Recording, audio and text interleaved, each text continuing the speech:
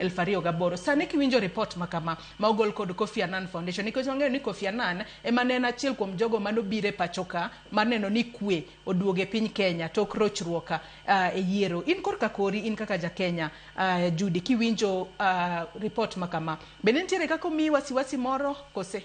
Report no miya wasiwasi makata ka mineno na bede asika ng'iyo ni echa bede dier ng'agini newach pile ka pile ang'eni adag gi jiranda miluongo ni min ng'ane ama wuon ng'ane ama ojana matin miluongo ni maybe luongi ni Kamau, iluongo ni Wafula, ineno. Koro always wang'iyore kaka jirende. To ka winjo report machal kamano, ing'eni okelo picture mar gima notimore higa 2007. Higa 2007 mana ne wadongo ka nang'eyo nyako mana ne jaber, to ne nyako mano ken nyan jaluo. To nonyalo wacho dholuo e yo maler. To kaka naneno ka nonegi, to nong'eni ma korgi, noch kanye kuma nonyuole, mane kuma nodongo, to mane kuma bende noyude nyithinde.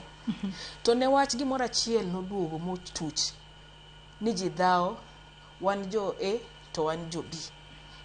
Mano nomiyo nyako no ngimane norumo, koparo ni odhi romo gi jok manodongo go, karo odhi romo gi jok madhi nege. Jok madhi nege nang'o? Newach awacho ni an aluwo ng'ani, aluwo jatelo ni, to kowacho ati ni mondo wadhi, to wadhi nego.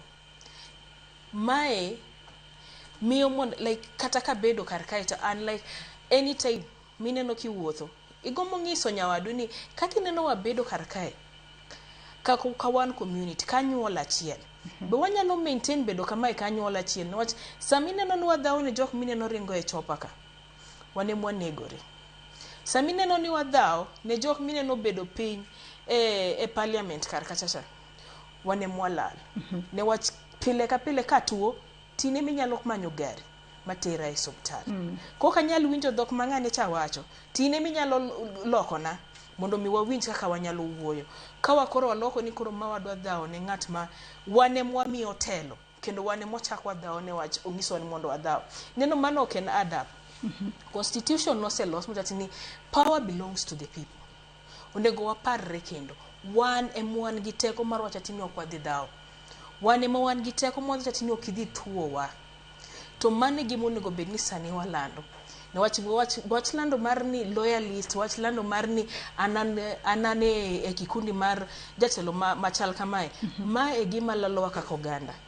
To oganda waduogo wabedo like kan achiew gokinyi tayudo jaduong' ming'eyo moneg mokaw gima ok anyal wacho, to kete dhoge to ndikar kanyo saidia mzee sigara. Ma ng'ami ng'eyo, idongo king'eyo, to ng'ato timone kama tikia ni en ng'a.